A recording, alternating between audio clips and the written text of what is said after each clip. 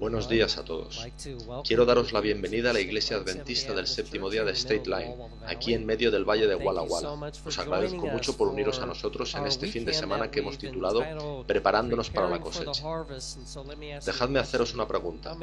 ¿Cuántos de vosotros deseáis de todo corazón, con la ayuda de Dios y de Cristo, la ayuda del Espíritu Santo, prepararos para la pronta cosecha? Vosotros y yo vamos a ser parte de esa cosecha, si permitimos que Dios obre en nuestras vidas. Esta mañana, para nuestro tiempo de escuela sabática, el pastor Larry Kirkpatrick, de la iglesia de Deer Park, de la conferencia Upper Columbia, está con nosotros y nuestro estudio se titula Pecado original y preguntas sobre doctrina. Así que tendremos un buen estudio de escuela sabática. Y quiero recordaros que si tuvieseis preguntas que quisierais entregar, esta tarde a las 4 habrá una sesión de preguntas y respuestas. Consideraremos las preguntas que hayáis entregado, así como otras que hubierais entregado a lo largo de este año. Creo que anoche se introdujeron 2 preguntas en la urna que hay en el vestíbulo. Otra más fue introducida esta mañana, de modo que haremos todo lo posible por contestar a vuestras preguntas esta tarde. Si tenéis más tras la escuela sabática, no lo dudéis e id al vestíbulo. Habrá una pequeña pausa entre la escuela sabática y el culto. Anotad vuestras cuestiones y haremos todo lo posible por contestarlas. De nuevo, gracias por venir. Gracias también a aquellos que nos están viendo online. Deseamos para vosotros las mayores bendiciones de Dios al uniros a nuestro estudio. Comencemos con una oración. Padre nuestro que estás en los cielos, queremos agradecerte mucho por el privilegio que tenemos al estudiar tu palabra en nuestra escuela sabática. Dado que trataremos este importante asunto sobre el pecado original y preguntas sobre doctrina, te pedimos que estés aquí entre nosotros, que hables a través del pastor Larry Kirkpatrick, y te rogamos que todo lo que aquí se diga sea para tu gloria, tu honor y tu exaltación. Te lo pedimos en el nombre de Jesús. Amén.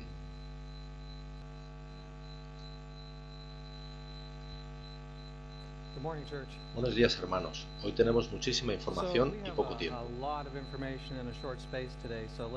Así que comencemos ya con un avance de lo que trataremos. Emplearemos un tiempo significativo en historia, la historia sobre preguntas sobre doctrina, normalmente conocido por sus siglas en inglés QOD. La segunda parte la dedicaremos a pecado original. Y la última será un estudio bíblico sobre la doctrina del pecado. Comenzaré por Génesis capítulo 4 cuando lleguemos ahí. Pero antes de comenzar, quiero adelantarme y contaros algo sobre las conclusiones, para después continuar. Dejadme mostraros primero las fuentes. Si queréis estudiar sobre preguntas sobre doctrina, una de vuestras mejores fuentes será precisamente el libro Preguntas sobre doctrina. Este es un ejemplar de la edición original de 1957. Esta es prácticamente la gran referencia. El autor es Julius Nahm. Él hizo una disertación llamada Reacciones a las conferencias entre evangélicos y adventistas del séptimo día y preguntas sobre doctrina 1955 a 1971. El material histórico que contiene sobre preguntas sobre doctrina es realmente excepcional. Me oiréis hacer referencia a él varias veces, aunque pueda no daros los números de página, que sepáis que estas son algunas de las fuentes. Este trata no tanto sobre QOD, sino más bien sobre pecado original. Es de Edwin Zacklison. Él era un adventista del séptimo día y era profesor de teología adventista. Él cree básicamente en el pecado original, pero ya no es adventista del séptimo día. Pero él escribió sobre el pecado original en este libro. Esta es la versión reeditada de Preguntas sobre Doctrina, que salió con 60 o 70 páginas adicionales de notas. George Knight la editó, y esa nueva sección de 60 o 70 páginas con sus anotaciones hace de ella un buen recurso. Hay otro que no tengo conmigo, A Fork in the Road, llamado Bifurcación en castellano, de Herbert Douglas, que fue realmente comenzado en este folleto que tenemos algunos de los aquí presentes, Opportunity of the Century, la oportunidad del siglo. Herbert Douglas lo escribió y luego lo expandió a Fork in the Road, de modo que en una única editorial, creo que Remnant Publications, podéis conseguir A Fork in the Road, pero también estos pequeños folletos. Estas son algunas de las fuentes y estaré refiriéndome a ellas, aunque probablemente no cite siempre los números de las páginas por la escasez de tiempo. Ahora, lo que es interesante de todo esto es que algunas personas creen que preguntas sobre doctrina es un gran misterio. ¿Qué sucedió? Suena muy confuso. Lo que vamos a hacer esta mañana es básicamente, en manera resumida, contar la historia de preguntas sobre doctrina. La historia tiene un comienzo, tiene una trama y tiene un fin.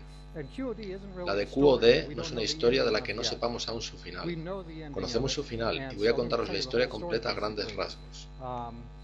Una lección que podemos sacar, y no lo hemos hecho aún, es cómo los elegidos, incluso los elegidos, pueden ser engañados cuando confían en el brazo de la carne. Porque no lo insinúo, sino que creo que esto es lo que sucedió en este episodio de QOD. Otra lección. Este es realmente un caso de estudio de autoengaño, es un caso de estudio del laodiceanismo. Y no tenemos que esperar al futuro para ver ejemplos del laodiceanismo. Hay multitud de ejemplos en el pasado y este es uno de ellos. Y también podemos conocer la historia y podemos obtener provecho de sus advertencias. Pasamos ya a nuestra historia. Quisiera ahora que me acompañaseis en un viaje a los años 1950, en QOD y en el asunto del pecado original y qué enseña la Biblia al respecto. Escuchad esta cita, está en nuestras creencias fundamentales actuales. Esta declaración se votó en 1980 y es un extracto de la creencia número 7, la naturaleza del hombre. Esto es lo que creemos. Cuando nuestros primeros padres desobedecieron a Dios, negaron su dependencia de Él y cayeron de su elevada posición ante Dios. La imagen de Dios en ellos se desfiguró y se volvieron mortales. Sus descendientes participan de esa naturaleza caída y de sus consecuencias. Nacen con debilidades y tendencias hacia el mal. Volveremos a estas palabras al finalizar nuestro estudio esta mañana. Nacen con debilidades y tendencias hacia el mal. Eso es muy importante para comprender lo que los adventistas enseñan y no enseñan acerca del pecado y de la naturaleza del hombre. Ahora retrocedamos en el tiempo. ¿Cuánto tiempo hace ahora? Han pasado alrededor de 61 años desde 1957. Iremos incluso más atrás, hasta 1955. En 1955 tuvo lugar la primera de 18 reuniones entre adventistas del séptimo día y un grupo de evangélicos que se citó con nuestra gente. El resultado de estas reuniones fue este libro, Los adventistas del séptimo día contestan a preguntas sobre doctrina, conocido usualmente desde entonces como Preguntas sobre Doctrina o QOD por sus siglas en inglés. Está mayoritariamente considerado como la publicación más divisiva en la historia adventista. Está aquí sentado al lado mío. Walter Martin era un prometedor investigador evangélico especializado en sectas y estaba trabajando en un nuevo libro sobre los adventistas. En su investigación, Martin contactó con líderes adventistas con ciertas preguntas. En el lado adventista estaba Leroy Froom. Él vio estas consultas como una oportunidad para tratar de sacar a la iglesia adventista del séptimo día de esa categoría tan terrible, secta, en la que nadie quiere estar. Así se organizaron reuniones presenciales. La primera reunión tuvo lugar del 8 al 10 de marzo de 1955. Tuvo lugar en la sede central de la Conferencia General. Los adventistas que acudieron a estas reuniones fueron T.E. Unruh, presidente de conferencia, Walter E. Reed, secretario de campo de la Conferencia General, Leroy Froom, a quien describiría como investigador, historiador, profesor de seminario y con una personalidad beligerante. De la Asociación Ministerial de la Conferencia General acudió un evangelista, Roy Alan Anderson, que también estuvo implicado en estas reuniones. Estos fueron los del lado adventista. Por el lado evangélico, los colaboradores de Martin fueron Donald Grey Barnhouse, ministro presbiteriano y editor de la revista Eternity, y George E. Cannon, profesor de teología del Nuevo Testamento especializado en lenguas bíblicas.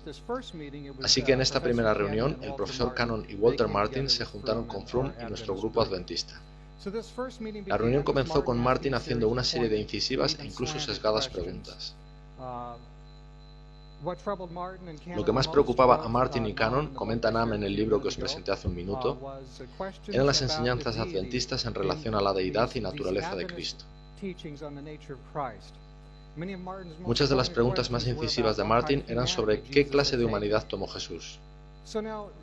Una vez que Martin había lanzado su primera batería de preguntas, los adventistas respondieron con declaraciones escritas muy cuidadosamente preparadas, y los evangélicos quedaron realmente sorprendidos, pues las respuestas no eran lo que esperaban, de modo que ambas partes quedaron satisfechas. Acordaron que pasarían a formato escrito sus preguntas y respuestas durante estos 3 días. Entonces, los adventistas dieron a Martin y Cannon una serie de libros para sustentar lo expuesto en su primera tanda de respuestas. Una vez con los libros, los evangélicos fueron a otra sala, y Froom y los adventistas aprovecharon para deliberar en su sala. Froom pasó el resto de la tarde escribiendo unas 2 docenas de páginas adicionales de respuestas para estas visitas evangélicas. Escrutaban en qué creían y en qué no. De modo que esa noche la secretaria de Froom estuvo hasta tarde mecanografiando todo ello. Y esa misma noche dieron a Martin y Cannon las páginas mecanografiadas.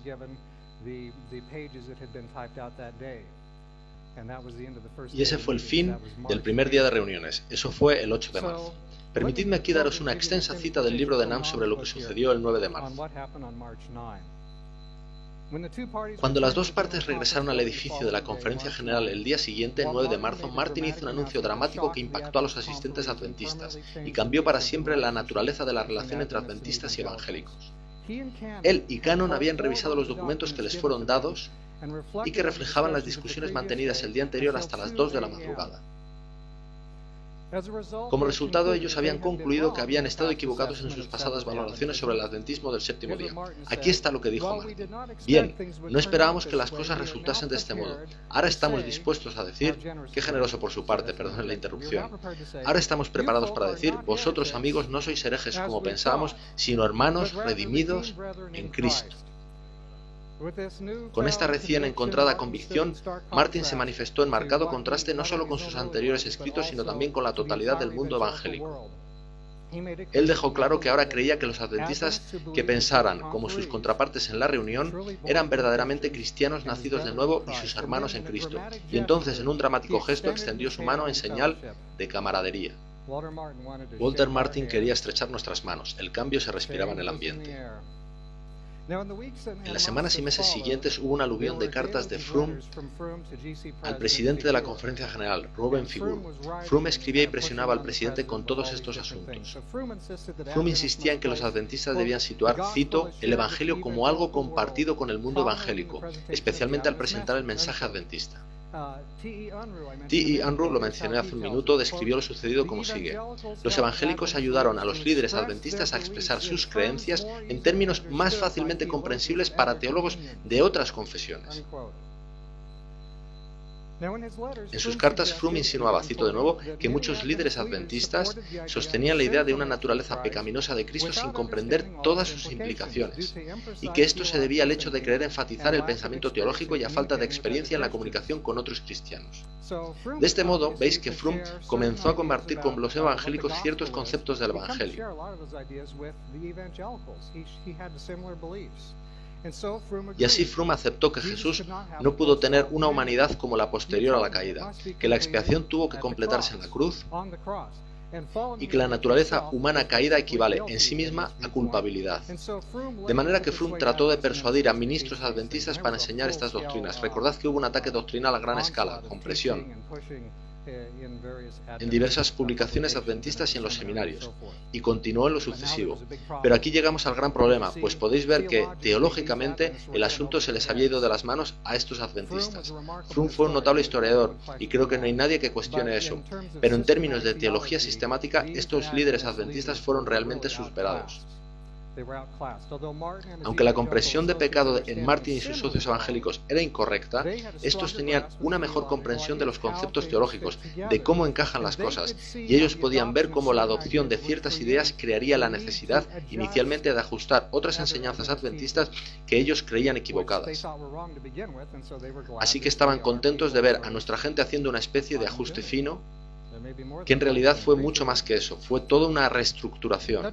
Invitar a estos evangélicos a ayudarnos a explicar nuestra teología era, ¿qué era? Era una equivocación, pero además era peligroso. La Iglesia Adventista pagaría un precio muy alto por su exceso de confianza. Froome, Red y Anderson eran la nueva guardia, pero tuvieron demasiadas ganas de agradar y no estuvieron suficientemente firmes desde el punto de vista teológico, por lo que fallaron en esta prueba. Entretanto, el teólogo sistemático más sólido de la Iglesia, y puede que hayáis escuchado anteriormente su nombre, Emil Andreasen, acababa de jubilarse. Fue muy intencionado como el grupo de Froome le mantuvo al margen del asunto, y también quisieron mantener al margen a F.D. Nicole. Decían que era demasiado cortante y que por ello no podían implicarle en esas reuniones, así que al mantener a estas personas al margen, la nueva guardia estaba allanando su camino. Por cierto, algunas personas han descrito a Andreasen como una especie de cascarrabias, digamos un pastor adventista gruñón. Bueno, ¿sabéis cuáles son realmente los hechos? Andreasen había empleado su vida avanzando la obra de la Iglesia Adventista del Séptimo Día. Él había servido como pastor, pero no solo como pastor.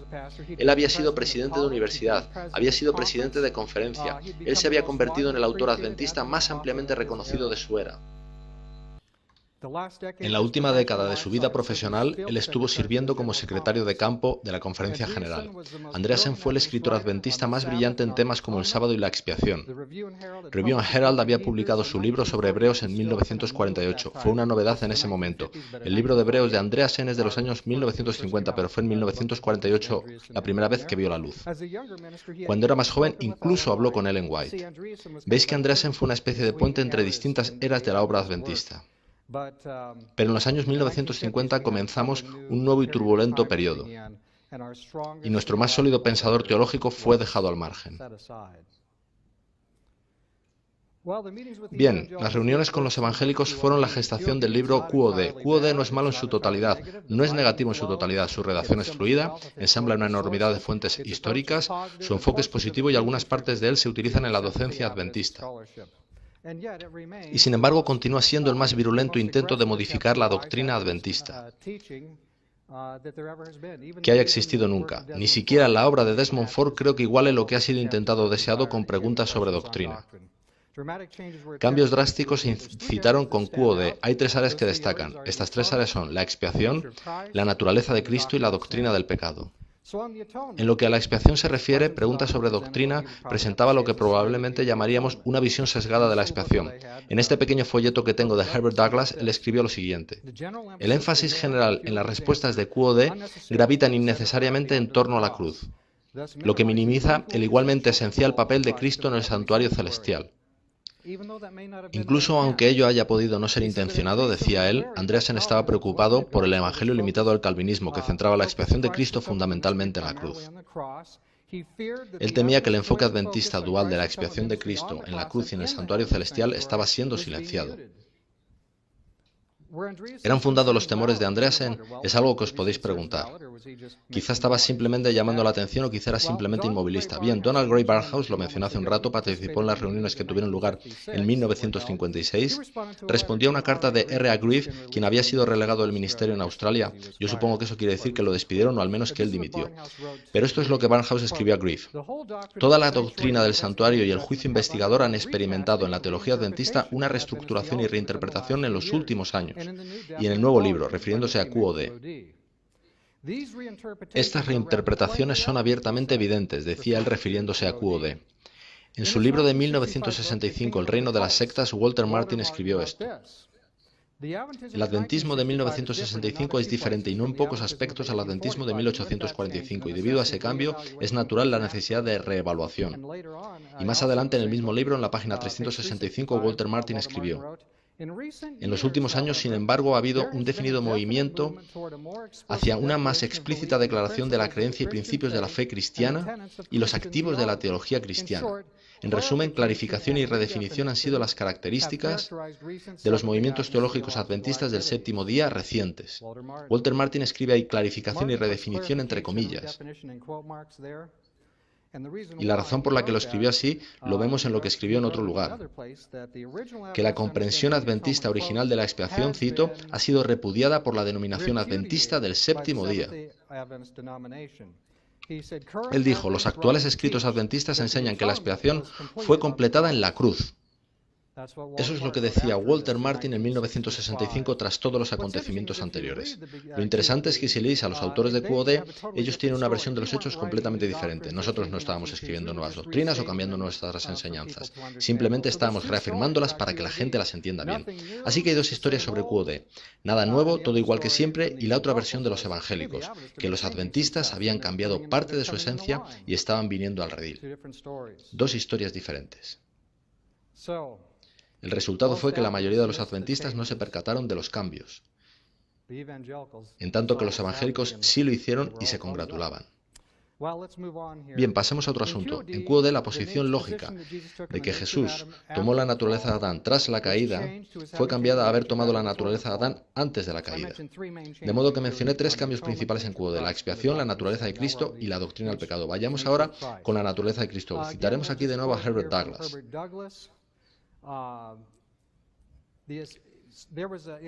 Este libro, QOD, tiene un apéndice que contiene una compilación de citas de Ellen White, la cual se ha convertido en una parte muy importante de toda la discusión. Herbert Douglas habla sobre tal compilación. Dice lo siguiente: como editor asociado de Review and Herald, tuve el privilegio de investigar en la magnífica biblioteca de la casa publicadora. Comencé a leer el contexto de cada una de las citas de QOD, las cuales parecen manipuladas por alguien que trata de resaltar un determinado punto de vista. Una por una traje estas citas a Kenneth H. Wood, editor en jefe, y contemplamos con asombro algunas marcadamente aisladas de su contexto. Esta colección de citas forzadas se ha convertido desde entonces en el arsenal de profesores, pastores y autores que se basaban en tal colección para su comprensión de la naturaleza humana de Cristo sin tener en cuenta la foto completa. Y eso es lo que dice Herbert Douglas sobre la naturaleza de Cristo en QOD. Pero hay un tercer asunto que mencionamos desde donde QOD intentó cambiar las doctrinas adventistas, y es la doctrina del pecado. El anglicano Geoffrey Paxton, autor del libro El zarandeo del adventismo, escribió que la idea de pecado original había estado, cito, casi completamente ausente en los anteriores años del adventismo previos a 1955. Esa es la página 99 de su libro El zarandeo del adventismo, hablando sobre el pasado adventista, pero él dijo que el nuevo interés en los asuntos expuestos por QOD era lo que él llamó un, cito, avance soteriológico de los años 1960. Aclaro que la soteriología es la doctrina de la salvación. Así que él dijo, esta es una cita interesante en el libro de Geoffrey Paxton, página 94, preguntas sobre doctrinas viró hacia el catolicismo con C minúscula de los reformadores. Interesante. Hablaremos quizás sobre esto si hay oportunidad en el debate de hoy. Pero ahí tenemos cambios en lo relacionado al pecado original. De Edwin Zachrison os mostré aquí su libro El rojo y blanco. Él escribió esto: en los años 1960 un servidor investigó los escritos publicados por M.L. Andreasen con el ánimo de rastrear el efecto de su rechazo del pecado original en su posición referente a la naturaleza moral de Cristo.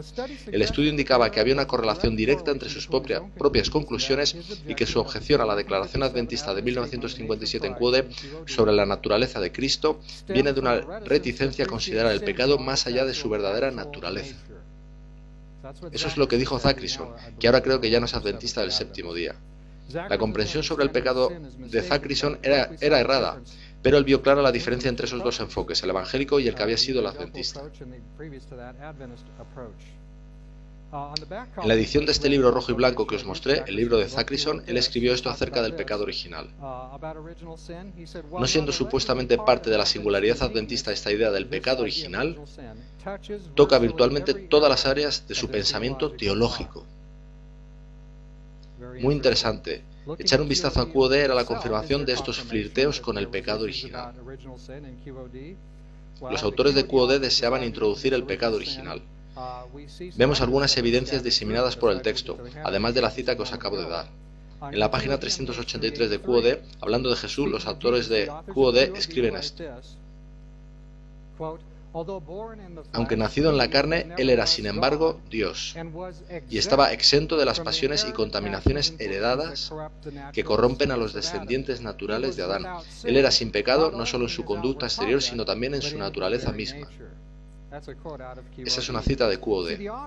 Ved que los autores asumen aquí que hay pecado en nuestra misma naturaleza. Y cuidadosamente, ¿qué hacen ellos? Eximen de ello a Jesús. Pero pensad en lo que esto conlleva, que no nos pase desapercibido. Ellos eximen a Jesús de nuestra misma naturaleza. En otras palabras, están diciendo que Cristo tuvo una naturaleza diferente de la de los cristianos, de la naturaleza de los que son seguidores de Cristo, para los que Él es ejemplo y sustituto. El pecado original queda también implícito en QOD en las páginas 22 y 23 con esta declaración categórica. En común con los cristianos conservadores de los credos protestantes históricos, nosotros creemos en, y ahí hay una lista de creencias, y dentro de esa lista se dice lo siguiente: que el hombre fue creado sin pecado, pero debido a su subsecuente caída, entró en, ahora escuchad, un estado de alienación y depravación. Ahora fijaos que la alienación y la depravación humana son aquí definidas como una condición del ser humano, lo cual es realmente otra forma de la falsa doctrina del pecado original. Contrastad esta idea con esta diferente exposición de Ellen White. La cita es de En los lugares celestiales, página 195. En nuestro actual estado caído, todo lo que se necesita es entregar la mente y el carácter a sus tendencias naturales. En el mundo natural dejad un campo abandonado y lo veréis cubrirse de espinas y cardos. Pero para que rinda los preciosos granos o las hermosas flores, hay que poner cuidado y labor incesantes. Así que Ellen White recalca que descender a una situación de depravación y alienación se produce ¿cómo? ¿Por naturaleza o por elección? Ellen White nos dice ahí que es por elección. Nosotros elegimos el camino a seguir al entregar, dijo ella, la mente y el carácter a sus tendencias naturales. Así que no nacemos culpables, no nacemos alienados, sino que nacemos dañados y muy dispuestos a escuchar los susurros que nos invitan a producir la alienación. Ellen White lo llama estado caído, no lo llama estado de alienación. En el ejemplo que ella nos da, el campo es limpiado y preparado para producir mucho grano. El cultivo del grano o de las flores necesita de energía, necesita algún esfuerzo. Pero ¿recordáis lo que nos dice la Biblia? Jesús alumbra a todo hombre, Juan capítulo 1. Él alumbra a todo hombre. Jesús de alguna manera limpia el campo. Y sin embargo, abandonados a sí mismos, ¿qué podrán hacer los humanos caídos? Nosotros producimos la alienación por nuestras elecciones, verdaderamente lo hacemos. Pero es importante recordar que Dios no causa que nazcamos en un estado de alienación. Él no causa que nazcamos culpables. Nacemos dañados y a Él no le gusta eso, como no me gusta a mí. Y el Evangelio es para restaurarnos de ese extraordinario daño. Veamos algo más sobre el pecado original. Cuando estudiaba en el Loma Linda Heritage Center encontré parte de un borrador de QOD previo a su publicación. Lo tenéis en el folleto que se os repartió. Lo he marcado de alguna manera para que se entienda mejor. De modo que esto es lo que finalmente se convertiría, páginas 46 y 47, en QOD. Y en vuestro folleto veréis las dos líneas.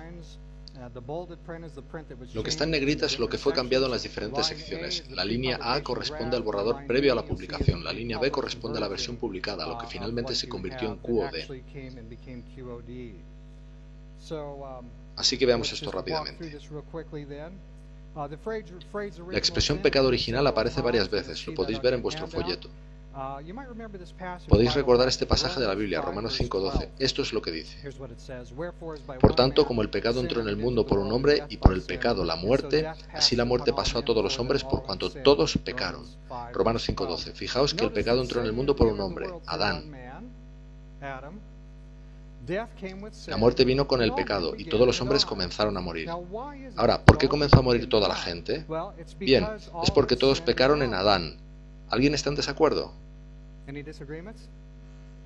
¿Qué dice el pasaje? El pasaje no dice que todos los hombres pecaron en Adán. Lo que dice es por cuanto todos los hombres pecaron. Así que este borrador de preguntas sobre doctrina, comentando sobre Romanos 5:12, incluyó en el texto principal esta interesante cita de nada menos que Martín Lutero. Esto es lo que habían puesto de Martín Lutero. Esto iba a figurar en preguntas sobre doctrina. Este pecado que portamos como hijos suyos y del que de alguna manera somos culpables, puesto que Adán transfiere a todos, junto con su naturaleza, su pecado. ¿Escuchasteis eso? ¿Entendisteis eso? Amo a Lutero, pero este es un punto en que hemos de decir retrocede, hermano Lutero. Cuando QOD fue finalmente publicado, la expresión pecado original fue cambiada, podéis verlo en el borrador, a pecado de Adán. Solamente un cambio editorial sin importancia, pero sacamos esa expresión tóxica, pecado original. La cita de Lutero fue eliminada completamente, habían llegado algunos comentarios al borrador, y no todos habían sido positivos. Por ejemplo, Raymond Cottrell había escrito: esta es mi primera noticia de que los adventistas creen en el pecado original, al menos según la definición teológica de la palabra. Ahora una pregunta para vosotros. ¿Los cambios editoriales hechos antes de la publicación evidenciaban un cambio en la comprensión teológica de los autores de QOD? Yo no lo creo. Pensad en esto. Si ellos hubieran abandonado la idea del pecado original, ¿por qué revisaron y reinterpretaron tan desesperadamente las enseñanzas adventistas sobre la humanidad de Jesús?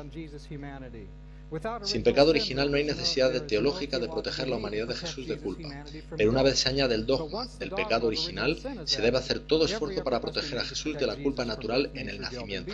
Y estad seguros, en QOD se hace todo esfuerzo. Pero el asunto de la naturaleza humana de Cristo no es sino un dominó teológico. Y esto es un asunto muy importante y quiero hablaros de ello. Una vez levantado este dogma acerca de Jesús, tenemos una nueva alteración. A Jesús le veíamos como ejemplo y sustituto, pero ahora su rol de ejemplo se reduce. Y la razón es que se alega que su humanidad no es realmente como la nuestra. Es en realidad muy diferente a la nuestra. Y de este modo hay un cambio en la comprensión de la obra de Cristo en el proceso de expiación. Jesús se convierte ahora fundamentalmente en nuestro sustituto. ¿Os suena familiar a veces, incluso hoy en día, que oímos la idea de Jesús como sustituto, pero no es comúnmente presentado como ejemplo? Dios, santificando y perdonando, es cambiado a casi exclusivamente una labor de perdón. ¿Por qué? Bien, es porque la obediencia a la ley de Dios resulta imposible. Porque supuestamente tenemos una culpa humana ininterrumpida, porque nacemos con pecado original. Y es por eso que la otra doctrina ha de desaparecer. No podemos verdaderamente obedecer. Y por cierto, yo diría que haciendo eso, se desviste a la Iglesia Adventista del séptimo día del plan de Dios. Conocéis Apocalipsis 14:12. Aquí están los que guardan los mandamientos de Dios y la fe de Jesús. Si esto es verdad, no podemos decir aquello. Tenemos aquí un problema que podéis ver.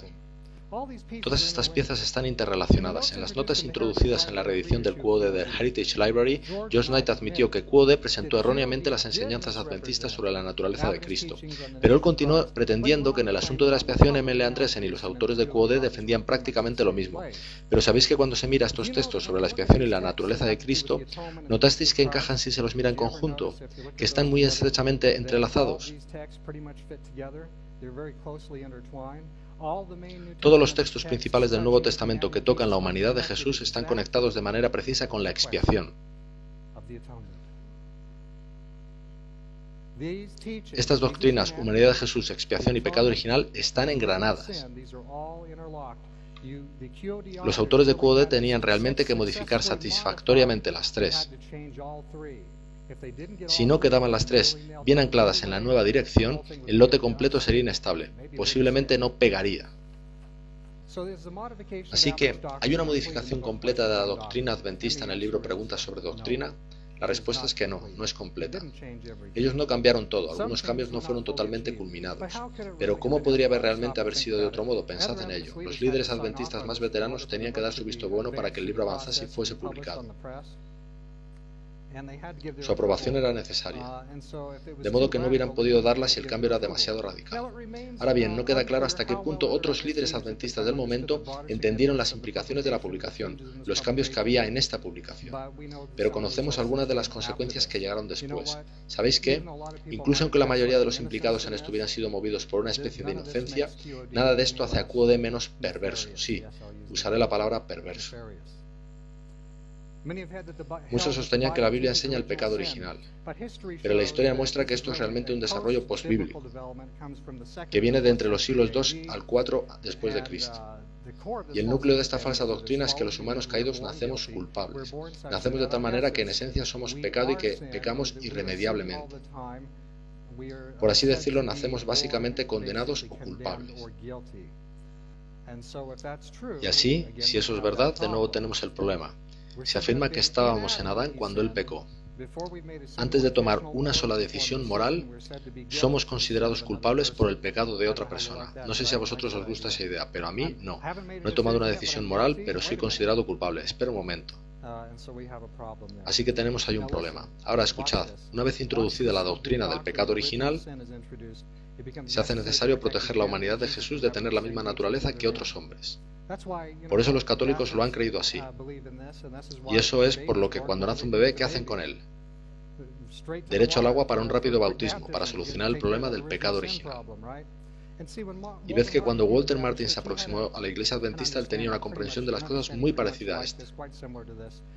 Y él estaba dispuesto a clasificar nuestra Iglesia dentro de la categoría de secta. La Iglesia Adventista del Séptimo Día sería considerada una secta a menos que demostrásemos de alguna manera que no creíamos en lo que creíamos. Y no podíamos demostrárselo, pero Froome y compañía se las arreglaron para demostrárselo. Yo afirmo que todo esto niega la plenitud de la humanidad de Jesús. Bien, hemos inspeccionado la historia.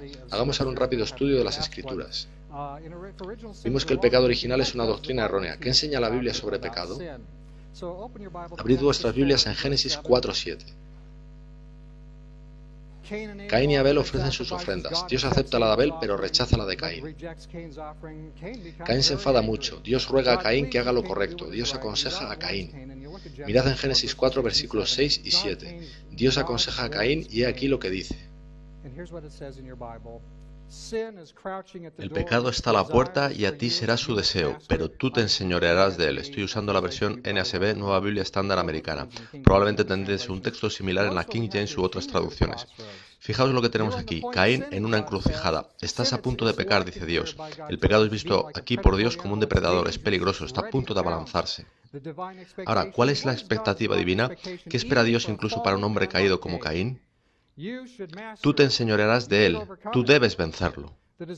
El deseo de matar a su hermano estaba creciendo en Caín y Dios apelaba a él a resistir. Pero conocemos la respuesta, ¿verdad? ¿Qué sucede después? Él se levantó, fue enseñoreado por la tentación y Caín asesinó a su hermano. Pero quiero que os deis cuenta de este punto en la Biblia. Caín y Abel eran hijos dañados, nacidos de padres dañados. Adán y Eva habían pecado, Caín había crecido fuera del jardín. Pero fijaos en este punto, la expectativa de Dios incluso para hombres y mujeres caídos era que ellos vencieran, no por sí mismos, sino en el poder, fortaleza y ayuda de Dios. Con el poder del Espíritu Santo ellos pueden ejercer autocontrol. Caín no lo hizo, tú y yo necesitamos hacerlo. Los creyentes somos llamados a vencer. Vayamos a Deuteronomio 24:16. Es un texto en la Biblia para darnos una descripción de pecado. Deuteronomio 24:16, otro texto esencial. Asíos fuertemente a él.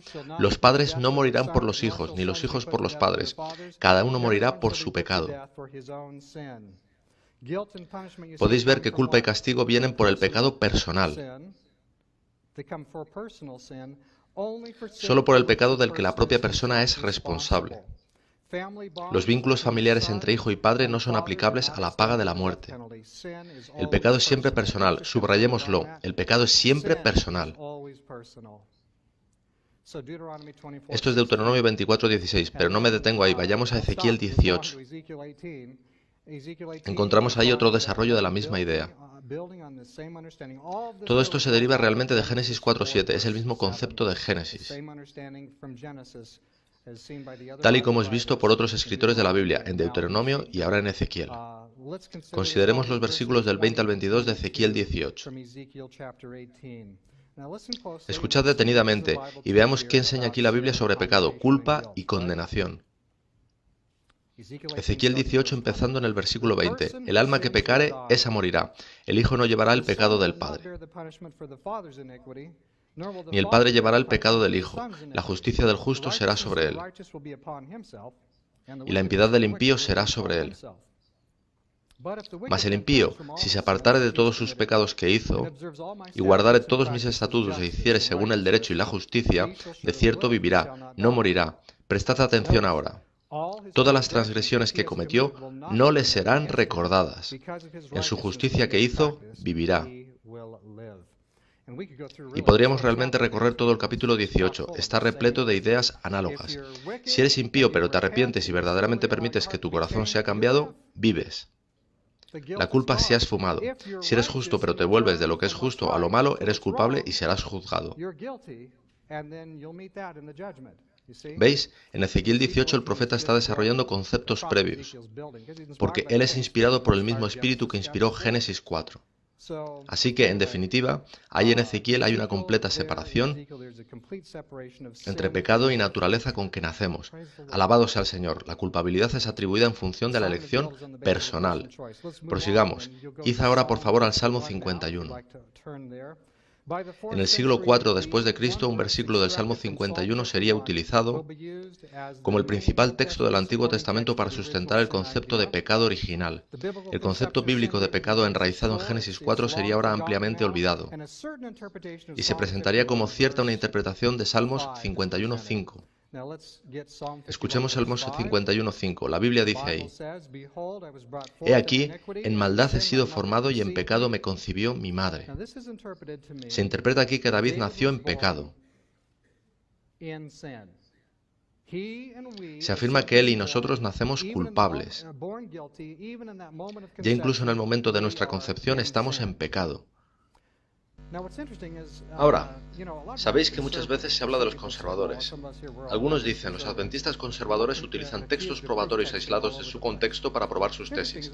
Lo que resulta interesante es que cuando lleguéis a este texto, ¿qué descubrís? Si miramos a todo el resto del Salmo 51, vamos a encontrar que la gente que lo interpreta de este otro modo están realmente utilizando el versículo 5 de manera aislada para probar su interpretación, porque veamos qué más dice el Salmo. El escritor inspirado ha de ser consistente consigo mismo. ¿Qué dice David en otras partes del Salmo? ¿Enseña el Salmo el pecado original? No, el Salmo contradice completamente la idea del pecado original. Mirad en el versículo 1, Salmos 51.1, el pecado puede ser completamente quitado. ¿Veis eso en el versículo 1? El creyente puede ser lavado completamente, versículo 2, limpiado de pecado.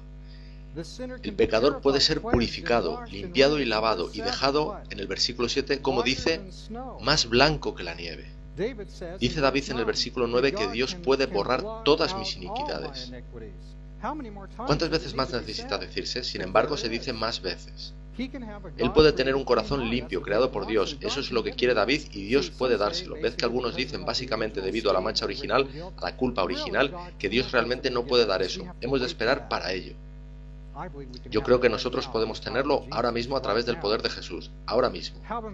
Qué enfáticas son estas citas, fijaos en ellas en el Salmo 51. No simplemente me laves, sino lávame completamente, no simplemente me blanquees, sino hazme más blanco que la nieve. Y no simplemente borres mis iniquidades, sino borra todas mis iniquidades. ¿Puede Dios hacer eso? Yo creo en la palabra de Dios. Dios puede hacer eso. Algunos dicen, bien, creo también que Dios puede hacer eso. Simplemente que lo hará cuando tengamos nuevos cuerpos. Pero no dice eso aquí. David lo estaba pidiendo cuando ciertamente lo necesitaba. Entonces, ¿qué quiere decir su frase sacada de contexto? He aquí, en maldad he sido formado y en pecado me concibió mi madre. ¿Está hablando quizá de pecado en su madre? Es una posibilidad. Es un pasaje en que David revisa su vida entera y simplemente ve sus fallos de la manera más oscura. Podría ser. O quizá está David hablando de manera más general de haber nacido en una situación caída. Ved que todos nacimos fuera del jardín, ¿verdad? Todos nacimos de padres que ejercieron su libre albedrío y rebelión contra Dios. Formamos parte de un entorno impactado por el pecado. Todos aquí estamos en peligro de ser matados cuando el conductor bebido traspasa la línea discontinua en medio de la carretera. O quizás si vas a la playa podrías pisar una jeringuilla infectada con hepatitis C y finalmente morir por la enfermedad contraída. No contrajiste la hepatitis C por ser un drogadicto, sino por vivir en un mundo caído y peligroso. Me pregunto si algo de esto podría ser a lo que se refiere nuestro texto. Sufrimos las consecuencias habituales en nuestro mundo desordenado, pero solo nos hacemos culpables cuando elegimos pecar. Vayamos ahora al Nuevo Testamento, y esta será más bien una sección amplia. Romanos capítulo 3. Comenzaremos tratando de resumir Romanos 3 del 9 al 20. Así que Pablo es nuestro hombre, y sin embargo ni una sola vez en esos versículos hay quien dice que Pablo enseña aquí que todos nacimos culpables, que confirma el pecado original. Pero ni una sola vez cita Pablo en estos versículos nada del Salmo 51. De hecho, no hay un solo sitio en el Nuevo Testamento donde Pablo, que escribió cerca de la mitad del Nuevo Testamento, cite lo más mínimo del Salmo 51 al referirse a la doctrina de pecado. Pero si yo fuera Pablo y el Salmo 51 enseñara el pecado original, eso sería lo primero en mi lista. Simplemente iría y lo probaría a partir del Salmo 51. Diría, probado, y simplemente seguiría con la exposición. Pablo no hace eso ni una sola vez. Al contrario, Pablo escribe en Romanos 3:9 lo siguiente. Pues ya hemos acusado a judíos y a gentiles que todos están bajo pecado. Así que Pablo ha dado sus ideas sobre el pecado en Romanos previamente a Romanos 3:9. De manera que me gustaría seguir su cadena de razonamiento desde Romanos 1:17 hasta el 2:14. Permitidme resumíroslo. Miremos por tanto desde Romanos 1:17 hasta Romanos 2:14. Los gentiles saben que existe un Dios y que ellos actúan en un entorno moral. Pero aunque ellos saben que hay un Dios y que sus obras tienen un contenido moral, ¿qué hacen ellos? Ellos obvían ese conocimiento. Ellos eligen las tinieblas. Se colocan en oposición a la verdad. Su entendimiento es así oscurecido. Dios los entrega a lo que ellos desean. Ellos adoran y sirven a la criatura. ¿Cómo adoran y sirven a la criatura? Bien, ¿cómo adoramos o servimos a alguien? Lo hacemos con nuestras acciones. El concepto de Pablo de el obrar bien y el obrar mal, su concepto del pecado y la justicia, es, como era de esperar, el mismo expresado en Génesis 4:7. La libre elección es el centro de la exposición de Pablo aquí. Y todos están bajo pecado porque todos optan por la rebelión. Todos nosotros hemos optado a sabiendas por algún camino que es oposición a Dios. ¿No es eso verdad? Todos hemos elegido eso una u otra vez. Es así como nos hacemos culpables. No necesitamos ninguna ayuda de Adán, lo hacemos muy bien por nosotros mismos. Hay quien dice que aquí, en Romanos 3, Dios está en realidad ampliando nuestra concepción de pecado, dando una nueva revelación y mostrándonos un entendimiento más profundo sobre qué es pecado. Yo no lo creo así, porque si os fijáis en el texto, hay alrededor de media docena de pasajes en que Pablo introduce citas, casi todas ellas del libro de los Salmos. Si las buscáis y estudiáis en su posición y contexto original, veréis que no quieren dar esa idea. Por ejemplo, en Romanos 3:10 comienza citando el Salmo 14. Habla del necio y del malvado que lucha contra el pueblo de Dios. El pueblo de Dios cree que hay un Dios y en la última parte del Salmo se habla de cómo el pueblo de Dios es rescatado. ¿Veis? No es que todo el pueblo de Dios sea malvado, sino que en Salmos 14 Dios tiene algunos justos en la mezcla. Hay quien dice, esto enseña que todos son culpables, nadie cree en Dios. Pero no es eso lo que dice el Salmo 14, leedlo por vosotros mismos. Pablo cita también el Salmo 5. Contrastando a los arrogantes y malvados con aquellos que se refugian en Dios. ¿Hay gente que se refugia en Dios? El Salmo dice que sí. De modo que no todos son malvados, no todos se alejan de Dios, no todos andan en ese camino. Cita también el Salmo 140, donde se pregunta si Dios librará al justo del malvado. Bien, resulta obvio que hay malvados en la escena, pero ¿qué vemos también? Obviamente hay también justos en ella, por lo tanto existen personas justas. Y si estudiáis Salmos 10, Salmos 59 y Salmos 36, que son los otros textos que Pablo cita aquí, ¿qué encontraréis? Ni uno solo de estos pasajes enseña en su contexto original que todos los hombres nazcan pecadores. ¿Cómo encajamos entonces todo esto? Todas las personas están ciertamente bajo pecado. ¿Estamos todos de acuerdo? Querría que así fuese. Pero no porque hayamos nacido pecadores, sino porque todos, en algún momento, voluntariamente participamos en las mismas actitudes de maldad y rebelión contra Dios, que se describen en estos pasajes. Así es como sucede. Las personas no nacen eligiendo pecar, sino dispuestas a elegir pecar. Ojalá no hubiera nacido tan dispuesto a elegir pecar. Pero todos nacimos y nacemos así, y así todos nos acabamos haciendo culpables. Pero yo no puedo retroceder hasta Adán y cuando lo hubiese hecho ponerme detrás de él y pegarle una pequeña patada y decirle, tú iniciaste todo este desastre. Él tuvo su parte en tal desastre, es cierto, pero soy yo quien me hice culpable. El siguiente texto en nuestro estudio es Romanos 5:12. Es otro pasaje importante utilizado para apoyar la doctrina del pecado original. Agustín, obispo de Hipona, popularizó esta interpretación. Él enseñó que todos los hombres pecaron. Y eso es lo que dice Romanos 5:12, que todos los hombres pecaron en Adán. Pero la historia de cómo surgió esa interpretación es realmente muy sencilla. Agustín trabajaba a partir del latín. En el griego bíblico original no dice todos los hombres pecaron en Adán. Lo que dice es todos los hombres pecaron.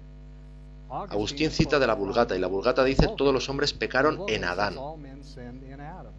En la actual versión de la Vulgata alguien debió darse cuenta de lo mal que se había traducido eso, por lo que lo quitaron. De modo que en la edición actual, puesto que existe una edición actual de la Vulgata, todas las cosas, incluida la Vulgata, se van actualizando, el error ha sido corregido. Porque el argumento era tan bochornoso que incluso ellos lo han quitado de la Vulgata, en la edición de estudio revisada. Entonces, ¿qué quiere decir que todos los hombres pecaron? No es que todos pecamos en Adán, sino que todos elegimos pecar. Ahora, incluso si de algún modo hubiéramos heredado el pecado y culpa de Adán según Romanos 5:12, si vais 6 versículos más adelante a Romanos 5:18, ahí nos dice que estaríamos libres de pecado, porque ahí dice que todos los hombres reciben de Jesús justificación de vida. Romanos 5:12 enseña de manera consistente con todas las escrituras que toda persona elige pecar por sí misma. No nacemos culpables, no somos culpables por el pecado de Adán, somos culpables por nosotros mismos. Vayamos a Romanos 14:23. No creo que los veamos todos por limitaciones de tiempo, pero en este dice lo siguiente: pero el que duda sobre lo que come es condenado porque no lo hace con fe, y todo lo que no proviene de fe es pecado. Eso es Romanos 14:23. Cada persona es realmente responsable de vivir la fe que tiene. Es responsable de comportarse en armonía con la fe que tiene. No somos llamados a actuar de acuerdo con la fe de otro creyente. Cualquier cosa que haga una persona y que no proceda de una fidelidad de conciencia al deseo de Dios es una elección de pecado. De modo que nuestras elecciones pueden ser elecciones de fe o bien elecciones de pecado. Todas esas elecciones que no son de fe conllevan culpabilidad. De forma que en cada decisión moral que tomamos la acción correspondiente es de fe o bien de pecado. Yo quiero que todas mis decisiones sean decisiones de fe. Hay quien dice que Efesios 2:3 afirma que somos por naturaleza hijos de ira. Pero si miráis detenidamente veréis que está en tiempo pasado. Éramos por naturaleza hijos de ira. Dice además que así erais algunos de vosotros, pero por supuesto los creyentes ya no están más en esa situación. Podemos hablar sobre Efesios 5:6 y Colosenses 3:6. En esos textos se habla de hijos de desobediencia. Pero de nuevo la ira viene sobre los hijos de ¿qué? ¿Sobre los hijos de nacimiento o sobre los hijos de desobediencia? Nos convertimos en hijos de desobediencia al optar por la desobediencia. Pero no nos detendremos ahí. Vayamos a Santiago 1, versículos del 13 al 15. Cuando alguno es tentado, no diga que es tentado de parte de Dios, porque Dios no puede ser tentado por el mal, ni Él tienta a nadie, sino que cada uno es tentado cuando de su propia concupiscencia es atraído y seducido. Entonces la concupiscencia, después que ha concebido, da a luz el pecado, y el pecado, siendo consumado, da a luz la muerte. Ved aquí que en Dios no hay mal y Dios no tienta a nadie. ¿Cómo viene entonces la tentación? La tentación aparece cuando una persona permite centrar sus afectos en algo no permitido. Entonces, seducido por su deseo erróneamente posicionado, en efecto él es tentado por sí mismo. Y así es como realmente actuamos. Somos tentados por nosotros mismos y estamos muy adaptados a ello. Así que seducido por este deseo erróneamente posicionado, eres tentado por ti mismo. Pasas de no pecar a pecar, y todo eso es un proceso. Que nadie diga que es accidental, no se cae accidentalmente en un pozo. Tú eliges y yo elijo. Dios prohíbe. Pecamos cuando elegimos nuestra opción. El pecar es un proceso. Pasar de no pecar a pecar es una sucesión de elecciones. Primero está el deseo. Cuando los deseos equivocados han sido alimentados y se hacen fuertes, el corazón los abraza eligiendo el mal. El abrazo del corazón es realmente el abrazo de un carácter. Y cuando tu corazón abraza ese carácter es cuando realmente has aterrizado en el problema. Eso es haber elegido pecar. Cuando el pecado alcanza su plena maduración, provoca la muerte. El deseo equivocado en sí mismo no es pecado. Hay un proceso de adherirse al deseo equivocado. Si optas por él, si te mantienes jugando con él, es como pegamento que se endurece y entonces uno queda atrapado. Los pensamientos equivocados, sin embargo, pueden rechazarse, podemos optar por otra vía. Hay una pequeña cita de Ellen White que puede alentarnos. Es del Southern Watchman del 19 de febrero de 1907. Ellen White dice esto que yo encuentro tan alentador. Si queremos no cometer pecado, no es eso lo que querríamos, así que ella apunta al blanco. Si queremos no cometer pecado, debemos rehuir sus raíces. Cada emoción, cada deseo debe de estar sujeto a la razón y a la conciencia. Cada pensamiento impío debe ser instantáneamente repelido. Por medio de la fe y la oración todos pueden cumplir los requisitos del Evangelio. Nadie puede ser forzado a transgredir. No importa cuán fuerte sea la tentación, no es excusa para el pecado. Los ojos del Señor están sobre los justos y atentos sus oídos al clamor de ellos. Ella añade esto: clama a Jehová, arrójate indefenso e indigno sobre Jesús y reclama su promesa pura: el Señor escuchará. Él sabe cuán fuertes son las inclinaciones del corazón natural y brindará su ayuda en todo momento de tentación. Los que tienen hambre y sed de justicia serán saciados. Southern Watchman del 19 de febrero de 1907. ¿Qué veis aquí? ¿Qué hemos leído aquí? Que podemos vivir sin pecar. Tú puedes resistir la tendencia humana caída. Tú puedes elegir no contaminarte. Las claves son fe, oración y autocontrol. Nadie puede ser forzado a transgredir. El pecado es una elección individual. Las tentaciones externas e internas nos asaltarán, pero no pueden contaminarnos. La contaminación se elige. Creo que a todos nos es familiar nuestro siguiente texto, que será el último de hoy. Se trata de 1 Juan 3:4. Ya lo conocéis. Podríamos recitarlo de memoria. El pecado es la transgresión de la ley. De nuevo, el foco es la elección. Y yo creo que 1 Juan 3:4 es realmente un eco de Génesis 4. El pecado es una elección que hacemos. Si tuviéramos tiempo podríamos hablar del sello de Dios y del cierre del tiempo de gracia, pero ir concluyendo. ¿A dónde nos lleva todo lo que hemos estado viendo? Sin los cambios hechos en QOD en lo referente a la doctrina del pecado, nunca se hubieran podido realizar tentativas serias de modificación de posiciones en cuanto a la naturaleza de Cristo y la expiación. Sin embargo, hubo tales tentativas. De modo que, ¿dónde deja eso hoy en día la Iglesia Adventista del Séptimo Día? El libro Preguntas sobre Doctrina introdujo inestabilidad teológica. Podéis ver eso cuando entráis en una librería adventista. Cuando entráis en la tienda y encontráis libros que enseñan teologías contradictorias, podéis entender que la sumisión continúa. La inestabilidad teológica es clara cuando podéis encontrar en la tienda un libro que propugna las enseñanzas de la iglesia emergente y justo al lado tienes un libro de Ellen White llamado El conflicto de los siglos o El deseado de todas las gentes. Y todos estos libros están en el mismo estante o al menos en la misma tienda. Hay inestabilidad teológica. Estos libros no casan entre sí. No obstante, tengo para vosotros buenas noticias. Estas eran malas noticias, pero hay buenas noticias, y son muy buenas noticias. La tendencia natural del adventismo es casar con el testimonio de la Biblia y de los escritos de Ellen White. Esa es la tendencia natural, es así como sucederá. Aunque podamos no apreciar este hecho, o algunos puedan no apreciarlo, debido a esta tendencia natural, la Iglesia se ha reposicionado por sí misma en la comprensión de pecado previa a la publicación de QOD. Las creencias fundamentales de la Iglesia en 2016, escuchad, describen el mismo concepto de pecado que tenían M.L. Andreasen, Ellen White y los pioneros adventistas del Séptimo Día. ¿No es eso interesante? La Declaración de Creencias Fundamentales votada por la sesión de la Conferencia General dejó claro que el grueso de la Iglesia no había asimilado el concepto de pecado de QOD. En 1980 la Iglesia no dijo que pecamos en Adán, más bien en la Declaración de Creencias Fundamentales, lo mencioné al comienzo de nuestra charla, lo que se dice es esto que está en nuestras enseñanzas actuales. Cuando nuestros primeros padres desobedecieron a Dios, negaron su dependencia de Él y cayeron de su elevada posición ante Dios. La imagen de Dios en ellos se desfiguró y se volvieron mortales. Sus descendientes participan de esa naturaleza caída y de sus consecuencias, nacen con debilidades y tendencias hacia el mal.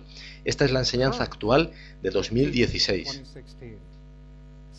Algo con lo que Ellen White y los pioneros adventistas hubieran estado de acuerdo. El rechazo de la Iglesia, lo diré de nuevo, el rechazo de la Iglesia de la más significativa tentativa de cambio teológico, promovida por el libro Preguntas sobre Doctrina, presagia el abandono definitivo de las otras teorías acerca de la expiación y la naturaleza de Cristo. Hay en esto buenas noticias. Ni siquiera Fromm y sus colegas desde lo más alto del poder denominacional pudieron cambiar realmente las enseñanzas de la Iglesia sobre este punto. Así que hemos repasado estos asuntos. Algunos los ven aún a través de las gafas de QOD expedidas en el seminario. Pero ¿por qué habrían de seguir ese camino los nuevos ministros? Estos problemas de hace 61 años no son ya sus problemas. Podemos ser leales al adventismo y actuar como la Biblia enseña. Hagamos una pausa para orar y concluimos. Padre nuestro que estás en los cielos, te agradecemos por amarnos y velar por nosotros. Tú no has abandonado a tu pueblo, tú no has abandonado a tu iglesia. Y por extraño que pueda parecer, este gigantesco problema con QOD se ha reconducido por sí mismo. Los cambios eran inestables, no han perdurado. Y aquí estamos aún con la correcta enseñanza sobre todo ello. Ayúdanos a avanzar y ser fieles a Jesús. Te lo pedimos en el nombre de Jesús. Amén.